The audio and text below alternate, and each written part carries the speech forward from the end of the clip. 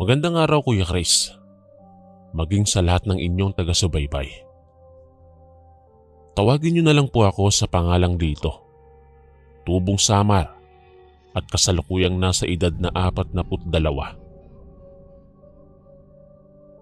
Ang kwentong ibabahagi ko sa inyo ay patungkol sa isang lihim na silid sa isang baryo sa Samar na kinasasangkutan ng aking lola na si Lola Cora. Isang lihim na aking natuklasan sa isang nakapanghihilakbot at nakapaninindig balahibong silid na mayroong kababalaghan at misteryo. Noong araw na hindi pa uso ang teknolohiya at malayo pa sa kabihasnan ng lahat, panahon ng aking kamusmusan, kung saan ay naging matunog ang usap-usapan patungkol sa mga aswang. Isa sa mga lugar na nadawit sa usaping ito ay ang Capiz, maging dito sa Samar, na kasalukuyan kong tinitirahan ngayon. Maraming mga bangkay ang natatagpo ang wala ng lamang loob. Sinasabi ng mga tao na kinain iyon ng mga halimaw o ligaw na aswang. Sinasabing ang mga aswang daw na gumagala sa aming lugar ay walang pinipiling biktima, bata man o matanda. May sakit o wala ay paboritong kainin ng mga aswang. Ang usap-usapang patungkol sa mga aswang ng panahong yon ay nagatid sa akin ng labis na takot sa tuwing sumasapit ang takip silim. Isang araw ay nabalitaan ng aking nanay at tatay na pumanaw ang aking ninong na nakatira sa Maynila. Dahil matalik nilang kaibigan ng aking ninong, nagpasya silang lumuwas upang dumalaw sa burol nito. Bali 1 linggo silang mananatili doon habang ako ay napagkasunduan muna nilang ipagkatiwala kay Lola Cora na taga rito lang din sa Samar. Subalit nakaramdam ako ng lungkot sapagkat ang bahay ni Lola Cora ay malayo sa bahay namin. Nasa liblib na bundok ang kanyang bahay. Walang kapitbahay at talaga namang sukdulan ang katahimikan. Inisip ko ng mga oras na iyon ay baka wala akong makalaro, bunsod ng kawalan ng maraming bata sa nayon na pag-iiwanan sa akin. Inay, gusto ko pong sumama sa inyo. Itay, ayaw ko pong maiwan kay Lola Cora eh. Natatakot po ako sa kanya. Salaysay ko sa aking magulang habang kinakabahan. Subalit hindi man lang nila ako pinapakinggan hanggang sa narating na namin ang istasyon ng bus. Ihahatid na nila ako patungo sa bahay ni Lola Cora. Hindi ko maipaliwanag ang aking nararamdaman ng sandaling yaon sapagkat natatakot ako at hindi sanay na mawalay sa aking magulang. Nakababa na kami ng bus subalit kailangan pa naming maglakad patungo sa liblib na bahay ni Lola. Sinuong namin ang makitid na daan sa gitna ng malawak na kagubatan. Tanging huni ng iba't ibang uri ng hayop ang aming naririnig. Hindi ko maiwasang mapayapos sa aking nanay sa tuwing nakakarinig ako ng nakatatakot na huni ng ibon. Maraming beses na huminto ako sa paglalakad dahil nagugulat ako sa tuwing may angil akong naririnig sa kakahuyang yon. Kaya naman ay kinarga na lamang ako ng aking tatay. Inabutan na kami ng dilim sa may daan, ngunit hindi pa rin namin nararating ang bahay ni Lola Cora. Kinakabahan ako ng mga oras na iyon kahit karga ako ng aking tatay. Hindi kasi mawala sa aking isip ang mga usapan ng mga tao na maraming aswang daw ang naglalagalag sa lugar namin. Habang karga-karga ako ng aking tatay ay hindi ko maiwasan ang lumingon sa paligid.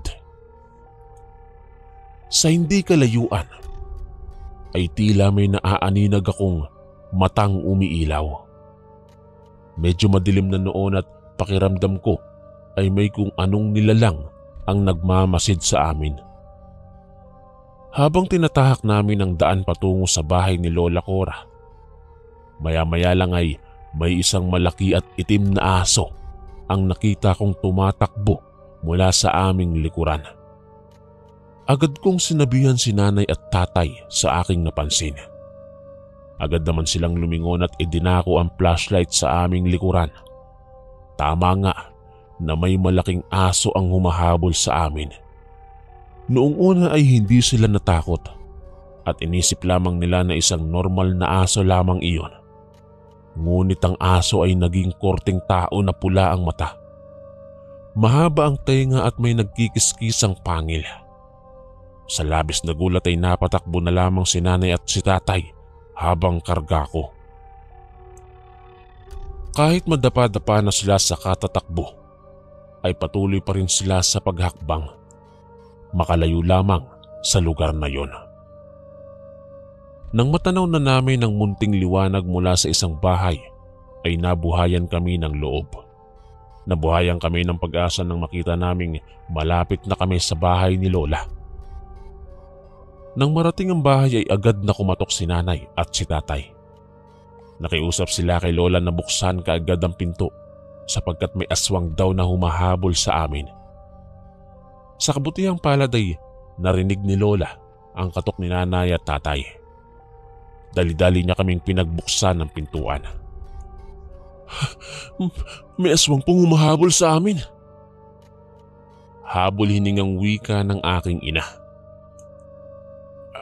Anong ginagawa niyo rito? Bakit pa kayo nagsadya rito?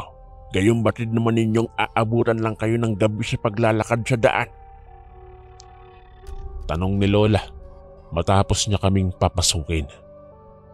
Naroon siya sa may kandado ng pintuan at tinitingnan niya ng maigi ang kandado kung talaga bang maayos ang pagkakasara nun. Nang sandaling iyon, habang nag-uusap sila, ay kasalukuyan naming naririnig ang mga kaluskos at angil ng aswang na paikot-ikot sa paligid ng bahay ni Lola.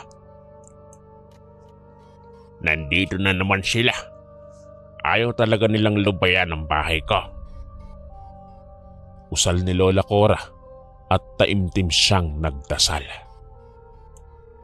Waring may binubulong siya sa hangin. Ang tagpong iyon ay nasundan sa pagkawaglit ng mga kaluskos sa paligid ng bahay. Signos na tuluyan na ngang lumisan ng mga aswang ng oras na iyon. Hindi rin nagtagal ay ipinaalam na ni nanay at tatay ang kanilang sadya kung bakit kami naroon sa bahay ni Lola. Nay, iiwan lang po namin si Lito dito sa inyo. Luluwas po kasi kami ng Maynila para bumisita sa kaibigan naming pumanaw na. Litanya ng aking ina. Nagmakaawa siya kay Lola Cora upang payagan sila. Sigurado ba kayo sa mga pinagsasabi ninyo? Iiwanan ninyo si Lito sa akin. Alam niyo namang maraming kababalagan sa lugar na ito. Pero bakit dito pa? Sunod-sunod na pagtatanong ni Lola Cora. Kumunot ang kanyang noo habang ang mga mata niya ay naging mabalasik. Kayo lang po kasi ang mas malapit na kamag-anak namin. Sige na, inay. Alam ko naman pong ikaw lang ang may kakayanang alagaan si Lito habang wala kami dito eh. Malaki po ang tiwala ko sa inyo, inay. Muling sambitla ng nanay ko sa kanyang ina. Diyos mio, ano pa bang magagawa ko? Sige na, ngayong nandito na rin naman kayo. Wika ng matanda at ipinukol niya ang nakatatakot niyang tingin sa akin. Pagkatapos nilang magkasundo, ay nagbigay si Lola Cora ng suhestyon.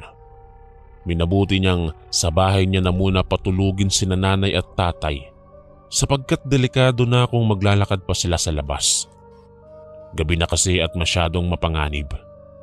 Sapagkat ng panahong iyon ay talamak ang mga aswang na nambibiktima. Pumayag naman ang aking magulang at nagpasyang bukas na lamang sila luluwas ng Maynila. Nang matulog na ang lahat, ay nanatili pa rin akong gising. Hindi ako mapakali sa aking kinahihigaan sapagkat hindi ako sanay sa matigas na higaan. Nangangati rin ako dahil sa uri ng banig na hindi ako sanay. Kasabay ng naririnig kong pitik ng antigong orasan ni Lola, ay nakarinig din ako ng isang malakas na hagik-gik mula sa hindi ko matukoy na sulok ng bahay. Hinanap ko si Lola, subalit hindi ko siya makita. Kalaunan ay nakarinig ako ng boses na umaalulong na aso sa labas ng bahay. Sa sobrang takot ay agad akong bumalik sa higaan, sa gitna ni nanay at tatay. Pinilit kong matulog upang kinabukasan ay maging maayos na rin ang lahat. Nang sumapit ang umaga ay nagising na lang akong wala na ang aking nanay at tatay. Sinabi na lamang sa akin ni Lola Cora na maagang lumuwas ang aking ama at ina. Eksaktong 6:00 nang pumutok ang bukang liwayway. Nakaramdam ako ng lungkot dahil nalaman kong tuluyan na akong iniwan ng aking mga magulang. Alam kong babalikan nila ako pero gayon pa man ay nalulungkot pa rin ako dahil siguro sa mura kong edad noon. Buong araw akong umiiyak nang umiiyak.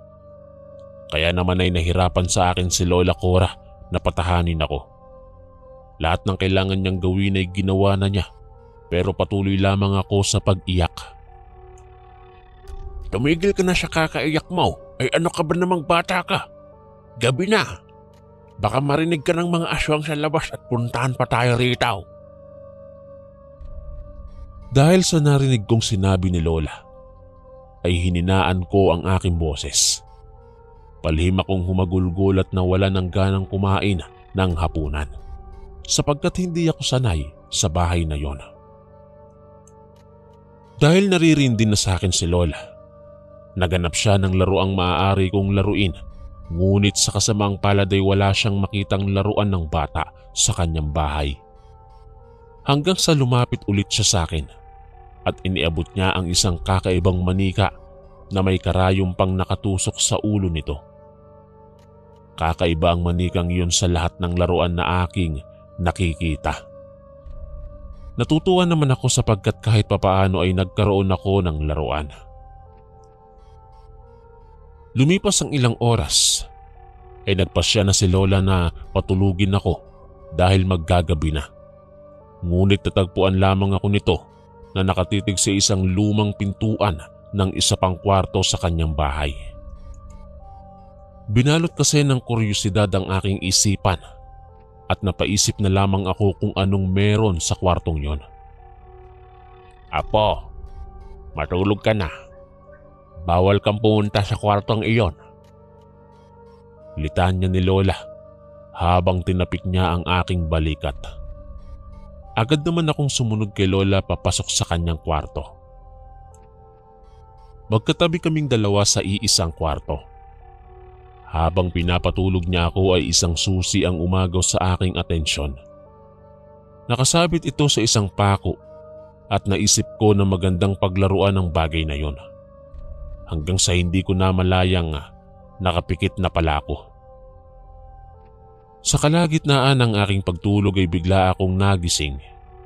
Wala na si Lola sa aking tabi. Agad-agad akong bumangon at napansin kong nawala ang laruang manika sa aking tabi. Ang susi naman na nakita kong nakasabit kanina ay nawala na rin sa pinagsasabitan nito. Marahan kong binuksan ang pintuan ng kwartong kinalalagyan ko upang alamin kung nasa labas ba si Lola Cora. Kakaunting siwang pa lang ang aking nabubuksan. Subalit natanaw ko na si Lola na naroong pumasok sa kwartong pinagbawalan niya akong pumasok. Akma na sana akong susunod kay Lola patungo sa pinuntahan niyang kwarto nang biglang may lumagapak sa bubungan ng aming bahay. Nagulat ako sa aking narinig. Nakaramdam ako ng pagkangilo sapagkat may kung anong nilalang sa bubong ng bahay na kinakalmot ang yero. Wari bang gusto nitong buksan ang bubong? Napatakbo ako pabalik sa higaan at nagtalukbong gamit ang kumot. Sunod-sunod na nakarinig ako ng angil ng hindi matukoy na nilalang.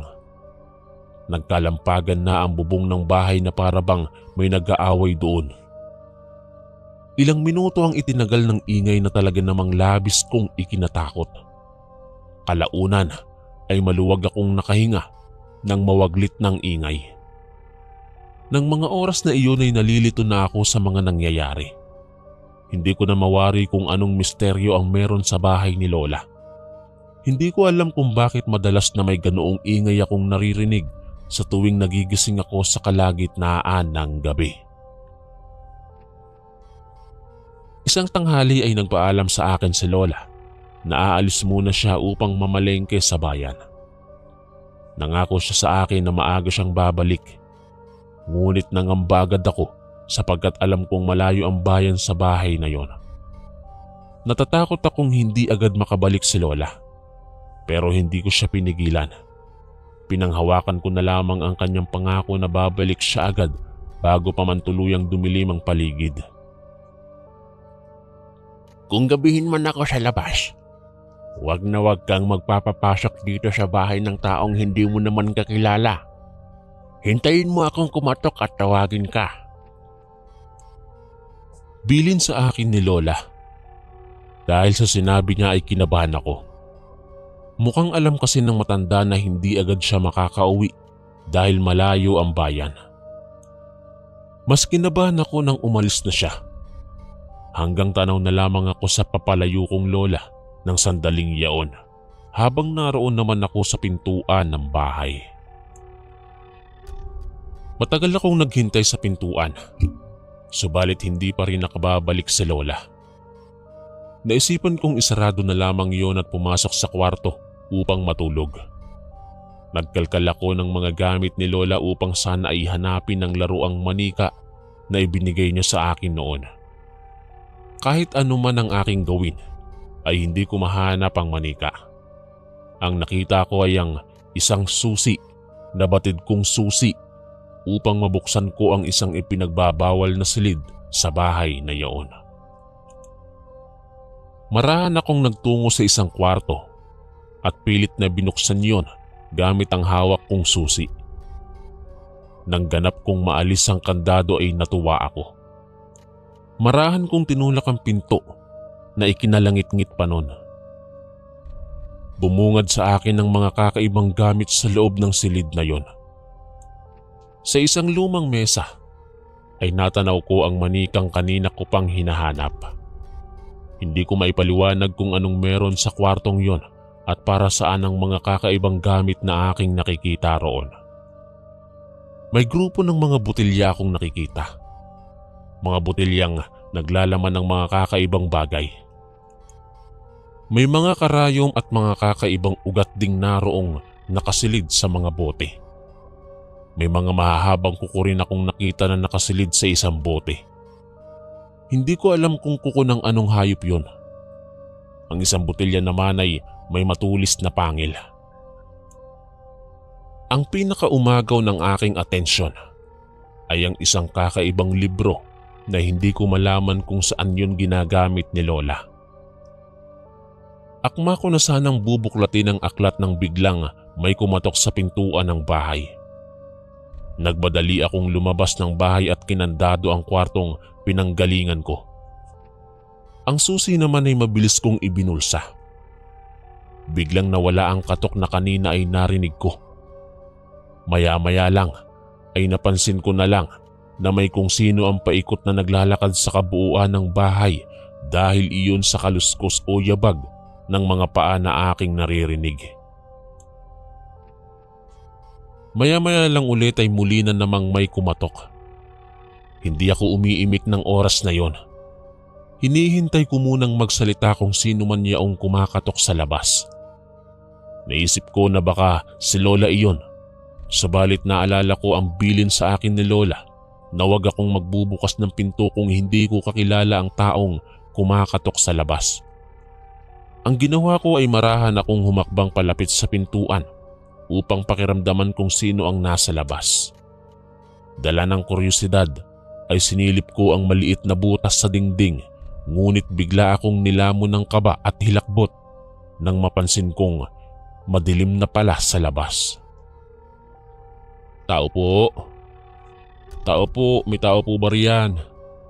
Pwede po bang makahingi ng tubig?" Sambit ng taong nasa labas. Kahit ganoon ay hindi pa rin ako nagtiwala. Hindi ko binuksan ang pintuan dala ng naramdaman kong takot. Sa pangalawang pagkakataon ay muling nagwika ang taong nasa labas. Muli itong humingi ng tubig. Nagmamakaawa ulit iyon. Kaya naman ay kumuha ako ng isang baso ng tubig. Akma ko na sanang bubuksan ang pinto nang biglang may lumundag sa bubungan ng bahay. Nang dahil doon ay kinabahan ako. Muntik ko pang mabitiwan ang baso ng tubig dahil sa naramdaman kong gulat. May kung anong naglalakad sa bubong ng bahay. Ramdam ko ang bawat mabigat na yabag nun na talaga namang nagpanindig sa aking mga balahibo. Paulit-ulit kong sinampal ang aking sarili. Baka sakaling nananaginip lamang ako. Subalit hindi. Totoo talaga na nangyayari ang mga nakatatakot na tagpong yon. Nawala ang kalampag sa bubong at muli ay may kumatok na naman sa pintuan. Kaboses pa rin ito ng babaeng humihingi ng tubig na maiinom. Dala ng kaba at pagkalito ay hibang kong binuksan ang pintuan upang alamin kung sino ang nagsasalita. Tumambad sa akin ang isang ali na noon ko lamang nakita.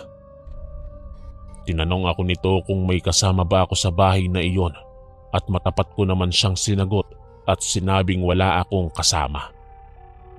Nauutal pa ang aking boses dahil nanginginig na ako ng sandaling yon. Nagtaka ang ali at tinanong niya sa akin kung saan nagpunta si Lola Cora. Medyo nagtiwala ako sa kanya nang malaman kong kakilala niya pala ang aking lola. Kagaya ng una niyang tanong ay tapat ko ring tinugon ang kanyang pangalawang tanong. Sinabi ko sa kanya na nagtungo si Lola sa bayan upang mamalengke. Pagkatapos niyang uminom ay iniabot niya ang baso pabalik sa akin. Tinanggap ko ang baso at agad akong humakbang palayo sa kanya. "Pwede ba akong pumasok?" tanong ng ali.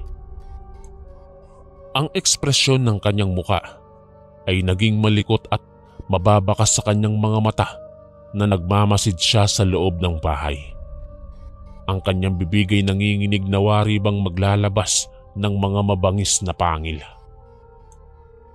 Kinabahan ako nang mapansing naging mabalasik ang kanyang muka. Mabagsik ang tingin niya sa akin na wari bang nais niya akong kainin. Dahil sa kakaiba kong napansin sa ali, ay naglakas ako ng loob na itulak ang pintuan. Agad kong sinarado ang pinto bago pa man tuluyang makahakbang ang ali papasok sa loob ng bahay. "Buksan mo itong pinto. Walang yakang bata ka. Wala kang galang. Magbabayad ka sa kabastusan mong ginawa mo sa akin. Buksan mo ito!" Sigaw ng ali sa labas ng pintuan. Nanginig ang aking tuhod at nang dahil sa takot na nararamdaman ko ay bigla akong napaupo sa sahig. Tarantang-taranta ako ng mga sandaling iyon. Nawari bang gusto ko nang maglaho at umalis palayo sa bahay. Agad akong tumakbo patungo sa kwarto namin ni Lola.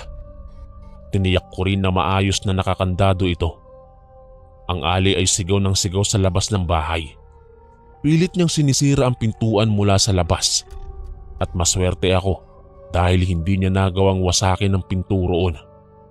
Subalit hindi nabawasan ng takot sa aking dibdib. Naririnig ko kasi na nagpaikot-ikot ang alis sa palibot ng bahay habang nagwawala siya. Wari bang naghahanap siya ng butas o bukas na pintong maaari niyang pasukan papasok sa loob ng bahay. Maya-maya ay biglang tumahimik ang paligid dahil huminto ang alis sa pagsigaw. Bagya kong ikinalma ang aking sarili ngunit ang aking kaba ay biglang nadagdagan nang biglang may kumalabog sa bubungan ng bahay. Hindi ko na alam ang aking gagawin ng oras na yon. Doon ko na naisip na isang aswang ang ali na aking nakausap dahil sa kakayanan nitong lumundag sa itaas ng bahay. Pinaghahampas niya at persahan niyang kinikiskis ang kanyang kuko sa bubong ng bahay. Kahit malamig ang ihip ng hangin sa lugar na iyon ay hindi ko maiwasan ng mapagpawisan. Lalo na at patuloy na lumalangit-ngit ang yero sa bubong na wari bang tutuklapin na ito. Tinawag ko ng tinawag ang pangalan ni Lola habang patuloy ako sa pag-iyak. Maraming luha na ang bumagsak sa aking mata. Subalit hindi pa rin dumarating si Lola. Siya na lang ang tanging pag-asa na inaabangan kong dumating. Pero naisip ko rin na matanda na siya. Natatakot ako na baka ay mapahamak si Lola sa oras na umuwi na siya sa bahay. Ang takot na namutawi sa aking mukha ay hindi maipinta. Matapos na masaksihan ko ang braso ng aswang na naroon nang nakalusot sa bubong. Patuloy sa pagkabog ng mabilis ang aking dibdib. Sigaw ako ng sigaw, iyak ng iyak. Ngunit kahit anuman ang aking gawin ay walang tulong na dumarating. Wala kasi kaming kapitbahay na pwede kong mahinga ng tulong ng mga oras na yon. Tila na estatwa ang aking mga paa. Hindi ko maigalaw ang aking katawan ng dahil sa labis na takot. Napasandal na lamang ako mula sa aking kinatatayuan. Sa katagalan ay tuluyang natuklap ng aswang ang bubong sa bandang kwarto na aking kinaroroonan. Mabuti na lang at nagkaroon ako ng lakas ng loob na ihakbang ang aking paa palabas ng kwarto. Gayunman ay natakot ako dahil tuluyan nang nakapasok ang aswang sa loob ng bahay. Kasabay sa pagsara ko ng pinto ng kwarto ay siya namang pagkalabog ng sahig dahil sa paglundag ng aswang mula sa bubong. Nakalimutan kong ikandado ang pintuan ng kwarto, kaya naman ay nakasunod sa akin ang nilalang na yon. Gumapang ang aswang sa sahig habang nakalawit ang mahaba niyang dila. Patakbo naman akong nagtungo sa sala habang hinahabol ako ng aswang. Mabuti na lamang ay biglang may kumatok sa pintuan at nagpakilalang si Lola Cora. Agad akong tumakbo sa pintuan upang buksan ang pinto. Laking tuwa ko nang makumpirmang si Lola nga ang dumating. Bitbit ni Lola ang kanyang mga pinamili. "Lubayan mo ang apo ko!" Matapang na singhal ni Lola sa aswang. Habang nagkakatitigan si Lola at ang aswang ay paikot silang humahakbang. Nakasunod lamang ako sa likuran ni Lola. Nang magkaroon ng tamang pagkakataon ay bigla akong tinulak ni Lola papasok sa kwarto namin. Agad niyang isinarado ang pintuan nun, subalit ang aswang ay lumundag sa bubong upang muling dumaan sa butas na kanyang pinasukan.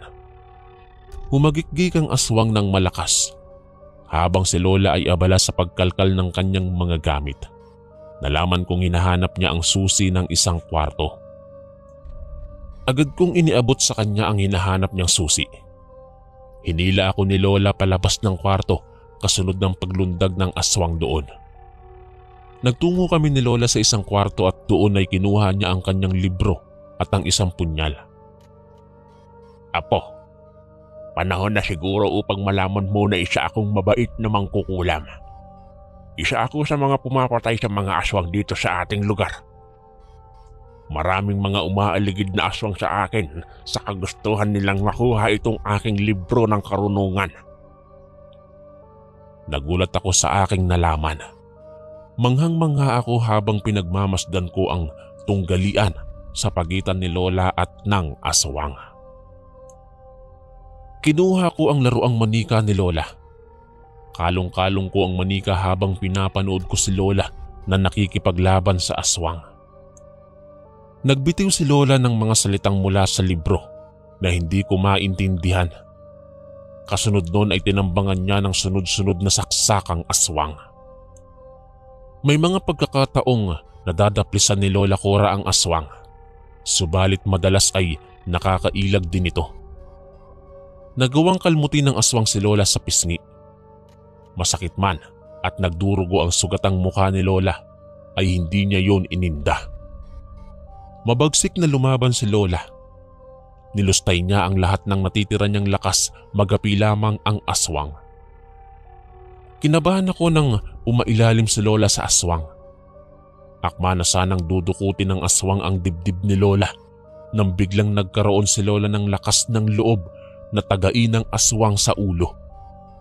Nagsumigaw ang aswang dahil sa natamo niyang sugat mula sa punyal ni Lola. Mas naging agresibo ito at nagalit kay Lola. Ngunit dahil sa labis na pagdurugo ay nanghina ang aswang at nakaramdam ng pagkahilo. Nawalan ito ng balanse sa katawan na nasundan ng tagpo na kung saan ay bumulagta ang aswang sa sahig. Habang matapang namang nakatitig si Lola, hindi pa nakontento si Lola. Muli niyang pinagsasaksak ang aswang hanggang sa malagutan niyo ng hininga. Pagkatapos ay inutusan ako ni Lola na kumuha ng isang botelya sa loob ng sagrado niyang kwarto. Agad ko naman siyang sinunod at iniabot sa kanya ang bote. Binulungan ni Lola ang botelya gamit ang kakaibang itim na libro na kanyang hawak. Ang aswang ay marahang naging abo at hinigop ito ng botelya. Nagawang ikulong ni Lola sa isang botelya ang bangkay ng aswang na yon. Ikinuwento sa akin ni Lola na madalas siyang nakikipaglaban sa mga aswang sa bubungan ng bahay. Doon ay muling nanariwa sa akin ng mga gabi na tila bang may naglalaban sa taas ng bubong. Nakikipaglaban pala si Lola sa aswang na napadaan sa bahay ng gabing yaon. Sinabi rin sa akin ni Lola na alam ng aking mga magulang ang kakayanan na meron siya, kaya minabuti nilang iwanan ako sa kanya. Naging malinaw sa akin kung bakit ganoon na lamang kahalaga ang susi ni Lola. Mahigpit niya palang iniingatan ng sagrado niyang kwarto na kinukublihan niya ng kanyang enerhiya bilang isang mangkukulam. Makalipas ang isang linggo ay nasundo naman ako ng aking mga magulang. Sa loob ng isang linggo na pamamalagi ko sa bahay ng aking lola ay mas naintindihan ko ang kanyang ginagawa. Maraming ikinuwento sa akin tungkol sa mga pakikipaglaban niya sa mga aswang, mga taong natulungan niya at mga taong ginamot niya. Nung dumating ang mga magulang ko para sunduin ako, ay nakaramdam ako ng lungkot para sa aking lola Cora. Marahil ay naiisip ko na mag-isa lamang siya na nabubuhay sa bahay na iyon at wala siyang katuwang o kausap man lang. At hindi ko rin maitatanggi na gusto kong bumalik muli sa bahay na iyon.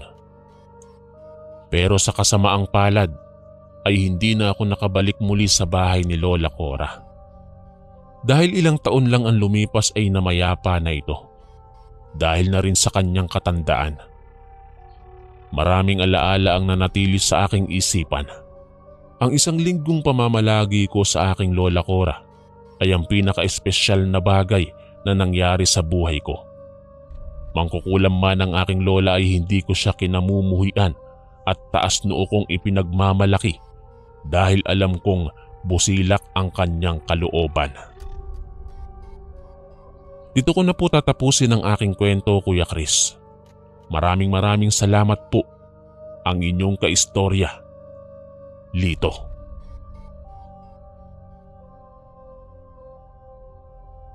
Hello po, Kuya Chris. Magandang araw po sa inyo. Tawagin niyo na lang po ako sa pangalang Rindix. Taga-Leyte po ako, pero nakatira na po ako ngayon sa ibang bansa, sa parte ng Europa. Hindi ko na lang po papangalanan ng lugar. Ito po ay karanasan ng yaya ng bunso naming kapatid. Nangyari po ito noong 1980s sa lugar ng Rowena, Inabanga, Bohol. Tawagin na lang po natin siyang si Yaya Net.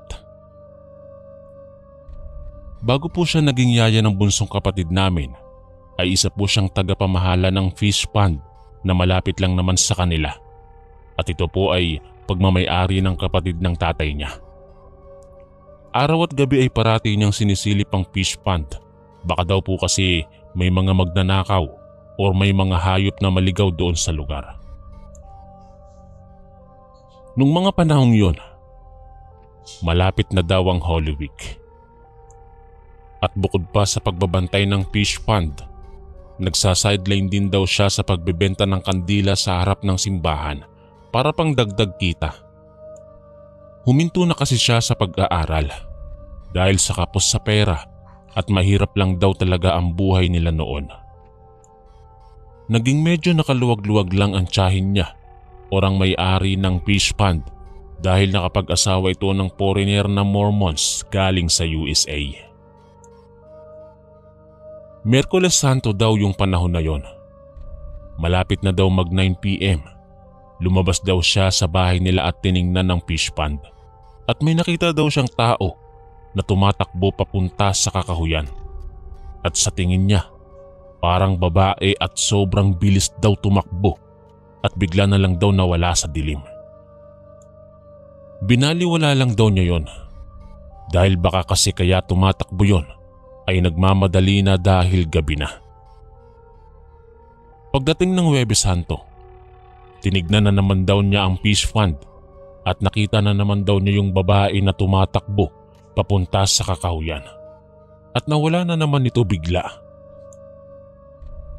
Habang naglalakad siya, bigla na lang daw may naapakan siya at pagtingin niya, patay daw na aso. Wakwak ang katawan at wala ng ulo. Sobrang natakot daw siya at tinawag niya ang papa at mama niya at sumama din daw ang kuya niya. Sa gulat ng mga magulang niya, napasigaw daw ang mama niya at may mga kapitbahay daw silang pumunta doon sa lugar para makita ang patay na aso. Yung iba ay sinabi na kawatan daw ang gumawa nun. Hindi lang daw natuloy sa pagkuha ng aso dahil dumating si Yayanet.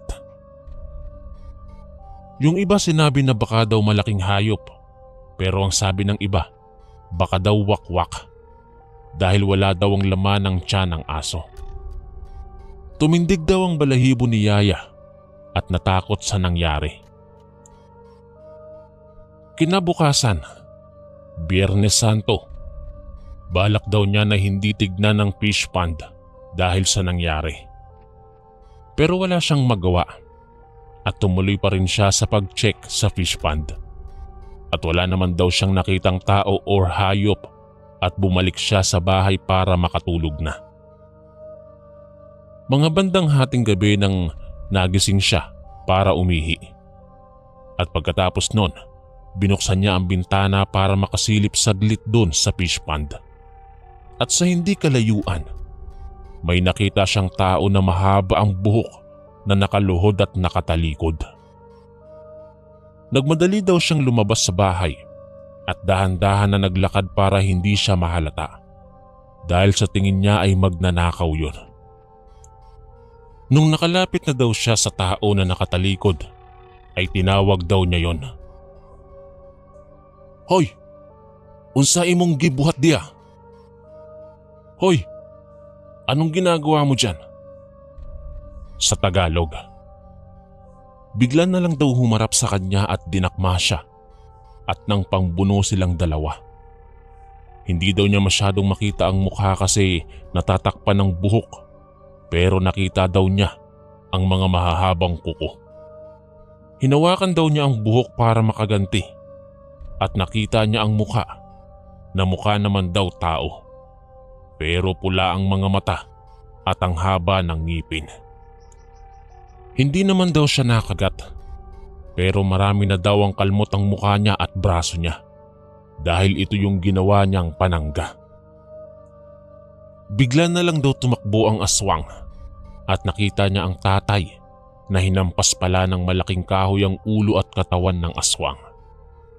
At ang sabi ng tatay niya ay lumingon pa daw saglit sa kanila bago tuluyang umalis papunta sa kakahuyan ng nilalang. Mabilis daw yung mga pangyayari at hindi niya namalayan na bigla na lang siyang natumba at nahimatay.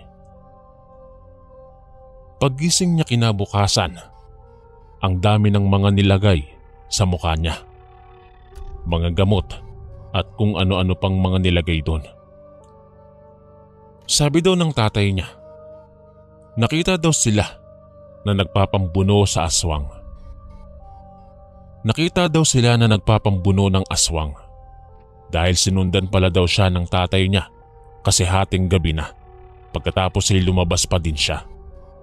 Buti na lang daw ay nakita agad siya ng tatay niya at kinuha yung kahoy na panggatong at ang sabi pa ng tatay niya ay talagang nilakasan daw niya ang paghampas sa ulo ng aswang. Dahil ang balak niya ay talagang patayin ang aswang.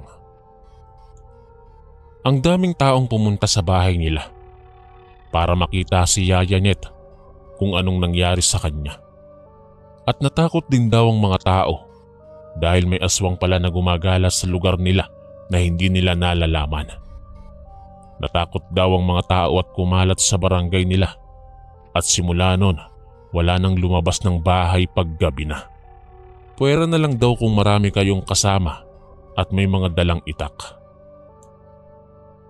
Pagkalipas ng mga ilang araw, bumuti na ang sugat sa mukha at braso ni Yaya Net at hindi na nila nakita ang aswang ulit at wala na daw silang balita kung saan na napunta. Pagkalipas ng mga ilang buwan, may nabalitaan daw sila sa kabilang barangay na may aswang daw na napaslang ang mga barangay tanod at pulis. Matagal na pala daw nilang minamanmana ng aswang dun sa kabilang barangay dahil marami daw ang mga hayop nila na bigla na lang namamatay at wakwak ang katawan. Mga manok, baboy, aso at kung ano pang hayop ang nabibiktima. At duda talaga sila na aswang ang may kagagawan. Binaril daw ng mga pulis ang malaking baboy sa ilalim ng bahay ng buntis nilang kababaryo. Sinunog daw nila ang katawan ng baboy. Hindi daw nila nakita na nag-anyong tao dahil nasunog na ang katawan nito. Simula noon at hanggang ngayon, wala na daw silang balita kung may aswang pa ba na gumagala dahil dumadami na daw ang tao sa barangay nila. At marami na daw ang mga establishment na tinayo ngayon. Pero ang peklat sa mukha niya at braso ay hindi na nawala at sa tuwing maaalala daw niya yung mga pangyayari ay napapabuntong hininga na lang daw siya at napapailing na lang. Kaya pala nung unang nakita namin siya na maraming peklat sa mukha at braso, yun pala ang istorya sa likod ng mga peklat na yon. Hanggang dito na lang po at maraming salamat. Sa susunod na kwento ay karanasan naman po ng papa ko. Ang inyong kaistorya, Rindix.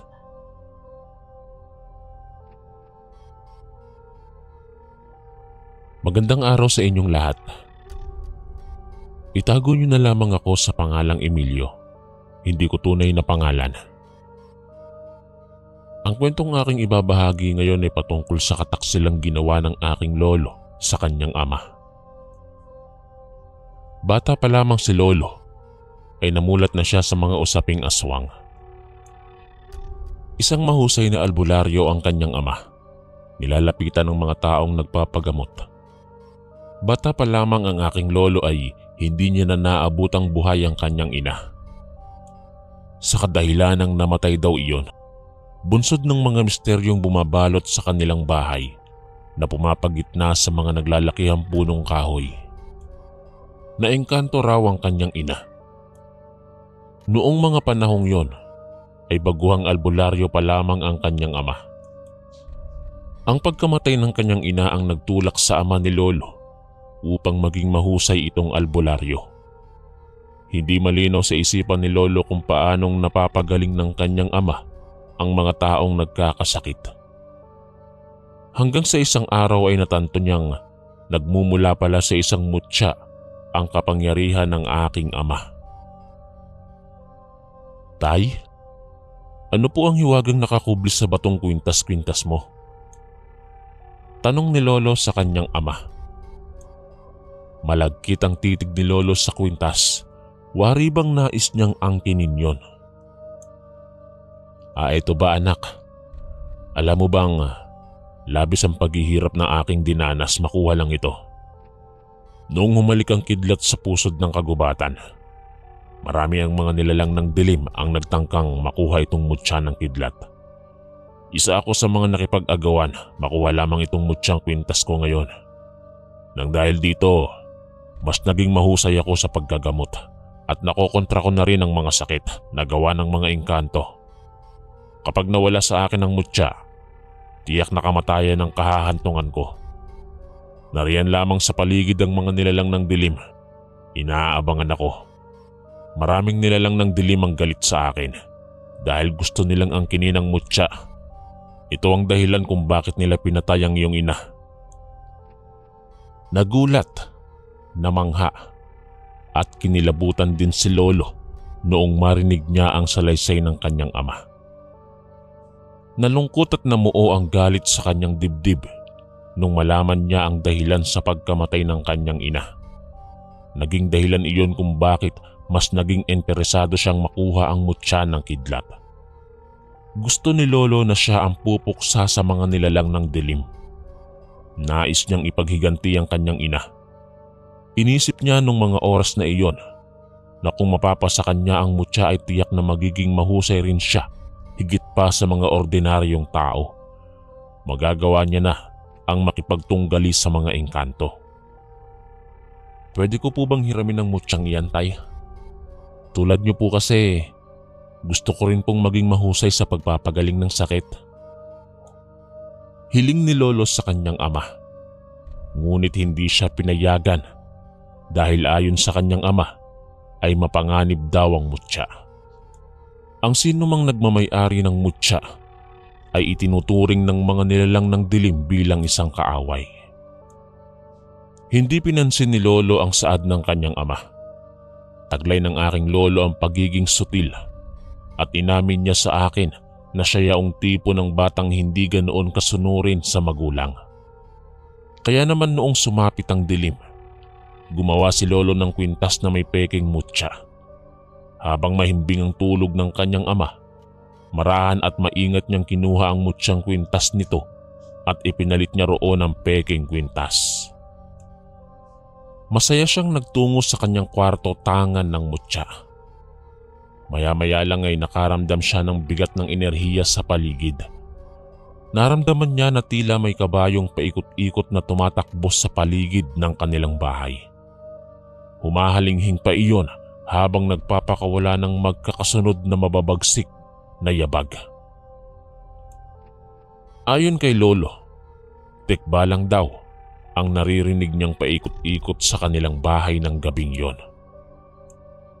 Aminado si Lolo na labis siyang natakot. Sinilip niya ang kanyang ama na naroong natutulog sa munting sala ng kanilang bahay na yari lamang sa mahihinang materyales. Mahimbing ang tulog ng kanyang ama. Nagtataka si Lolo kung bakit siya lang ang nakakarinig ng tumatakbong tikbalang. Yun pala ang isa sa dahilan kung bakit ayaw ng kanyang ama na ipahiramang mutya. Ang makapigil hiningang tagpong yun ay nasundan pa sa paglawis-wis ng mga sangat dahon sa paligid. Lumakas ang puwersa ng hangin na naging dahilan kung bakit nabuksan ang bintana sa kwarto ni Lolo na kung saan ay yari lamang sa sawali ang pinto. Kinatagpo ng hangin ang ilong ni Lolo. Nalangap niya ang samyo ng liryo, isang mabangong bulaklak na pangpatay. Ang malamig na hangin na pumasok sa kwarto ni Lolo ay waring may dalang samyo ng engkanto. "Lubayan niyo ako! Para niyo ng awa!" Sigaw ni Lolo. Nang mga oras na iyon ay nananatili pa ring tulog ang kanyang ama. Nangangatog man ang mga tuhod pero pinili pa rin ni Lolo ang tumayo at isarado ang kumakalampag na bintana. Anak, ano ang nangyayari?" Aligagang pumasok ang ama ni Lolo sa kanyang kwarto upang alamin kung bakit siya sumisigaw. Laking tuwa ni Lolo dahil nagising ang kanyang ama. Kahit papaano ay naibsan ang nararamdaman niyang takot. Ang mga elementong nakikipaglaro sa kanya ay nawala na rin. Walang ano-ano ay niyakap ni Lolo ang kanyang ama. "Ang sama po ng panaginip ko, Tay." Pagsisinungaling na usal ni Lolo habang pasikreto niyang inilalagay sa kanyang bulsa ang mutya. Magkatabi na silang natulog ng kanyang ama. Bago umidlip ay pinakiramdaman ni Lolo ang paligid ng kanilang bahay. Nakarinig siya ng mga atungal at bulong na parabang inaabangan sila sa labas. Ipinaubayan na lamang ni Lolo sa mutya ang buhay nilang mag-ama. Hindi niya na masyadong pinansin ang mga kaluskos sa paligid na tanging siya lamang ang nakakarinig. Alaunan ay nakatulog na siya ng mahimbing. Nang siya ay magising kinabukasan, wala na sa kanyang tabi ang kanyang ama. Tiningnan ni Lolo ang labas sa palibot ng kanilang bahay, ngunit wala roon ang kanyang ama. Tanging nakita niya roon ay ang mga bakas ng paa ng kabayo. "Tay, nasan ka? Tay?" Kahit anong sigaw o tawag ni Lolo ay hindi sumasagot ang kanyang ama. Nagtungo siya sa kanilang kusina at napansin niyang wala roon ang itak ng kanyang ama. Nangangahulugang umalis ang kanyang ama upang mangahoy. Nagpasya si Lolo na sundan ng kanyang ama sa kagubatan. Sa kanyang paglalakad ay hindi niya pa rin matagpuan ang kanyang ama. Ilang beses niya iyong tinawag ngunit walang sumasagot. Maya-maya pa, nakarinig si Lolo ng malamig na sigaw. Iniisip niya na baka iyon ay tugon ng kanyang ama. Wala siyang kaalam-alam na pinaglalaruan lamang siya ng mga engkanto sa kagubatang yon. Hindi niya maihakbang ng maayos ang kanyang mga paa dahil pakiramdam niya ay may mga matang nakamasid sa kanya. Umihip ng malakas ang hangin na naging dahilan sa paglawiswisan ng mga sanga at dahon. Inikot ni Lolo ang kanyang tingin sa paligid at kinuha niya ang mutya na naroon sa kanyang bulsa. "Kung sino ka mang nariyan, hindi ninyo ako malilinlang!" Sigaw ni Lolo habang nakataas ang kanyang kanang kamay na may hawak na kwintas na mutya. Maya-maya pa'y huminto ang malakas na hangin. "Mga duwag naman pala kayo!" Mayabang na sigaw ni Lolo at nagpatuloy siya sa paghahanap sa kanyang ama. Habang naglalakad-lakad ay nakita niya ang isang pares ng tsinelas ng kanyang ama.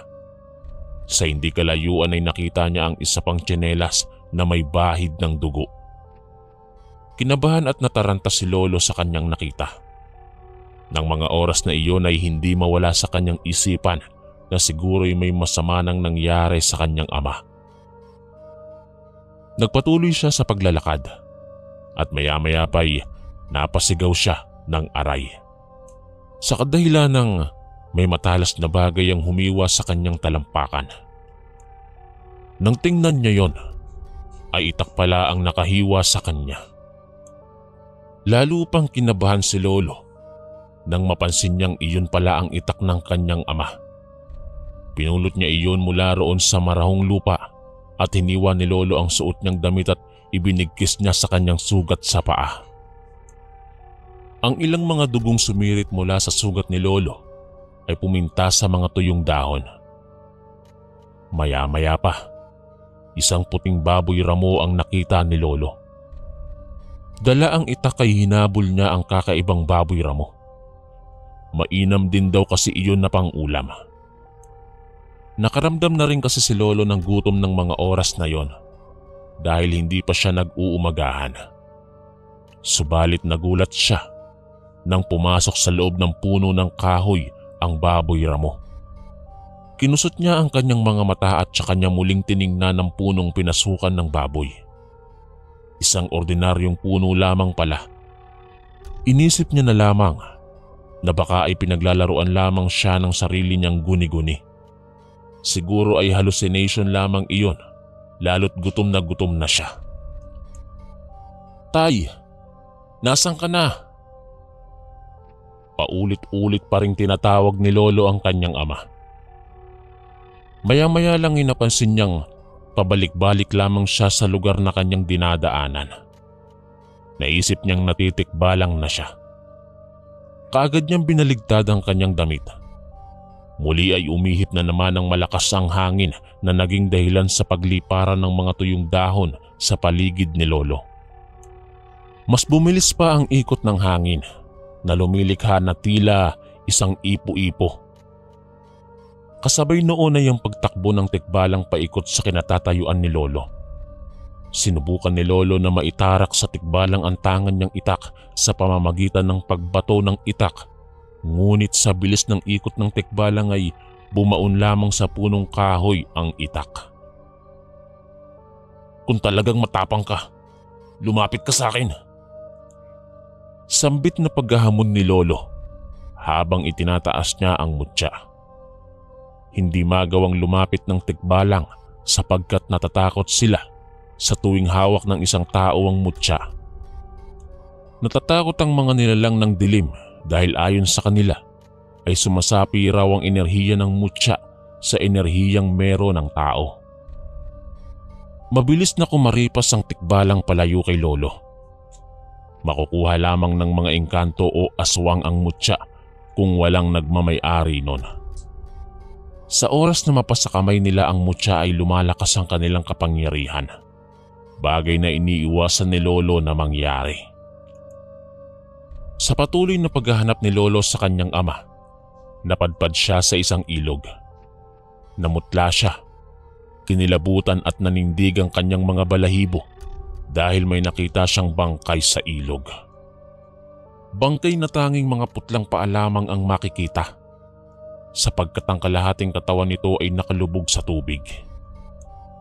Malakas ang paniniwala niya na iyon ang kanyang ama. Upang kumpirmahin ang kanyang hinala ay iniahon niya sa ilog ang bangkay. Nang maiahon ni Lolo ang bangkay ay hindi niya agad nakita ang mukha nito dahil may sakong nakatakip sa ulo ng bangkay. Marahan niyang inialis ang sakong nakasuot sa ulo ng bangkay at doon ay nagunahan sa pagtulo ang kanyang mga luha nang makumpirmang iyon nga ang kanyang ama. Sa paligid ng ilog ay may mga bakas ng paa ng kabayo. Nangangahulugan na tikbalang ang pumatay sa kanyang ama. Sumigaw si Lolo at nagwala na naging dahilan sa pagliparan ng mga ibong na bulabog. Maya-maya pa ay muling nagpakita sa kanya ang puting baboy ramo. Sa sobrang galit ay nagawa niyang maitarak doon ang itak. Ang bangkay ng baboy ramo ay naging babae at humalo sa hangin ang abo. Gusto pang gumanti ni Lolo pero hindi na lumalapit sa kanya ang mga nilalang ng dilim dahil sa kwintas na mutya. Labis siyang nagsisisi kung bakit niya ninakaw ang mutya ng kanyang ama. Inilibing niya ang kanyang ama ng puno ng pagsisisi at pighati. Walang katapusang paghingi ng tawad ang kanyang sinasamo habang tinatabunan niya ng lupa ang kanyang kawawang ama. Lumipas ang mahabang panahon. Napagdesisyonan niyang sundan niya na lamang ang yapak ng kanyang ama. Naging isang ganap na albularyo siya at dahil sa paraang iyon ay nagagawa niyang kalabanin o sugpuin ang itim na kapangyarihan ng mga engkanto at ilan pang masasamang kapangyarihan. Dito ko na po tatapusin ang kwentong karanasan ng aking lolo.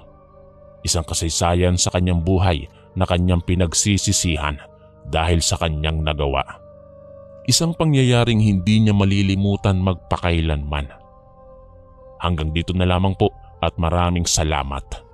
Lubos na gumagalang, Emilio. Maraming salamat po mga kaistorya sa pakikinig. At kita-kits po ulit bukas para sa isa na namang nakakatakot na kwento. Ito po si Kuya Chris, ang inyong kaistorya. God bless po at ingat po lagi.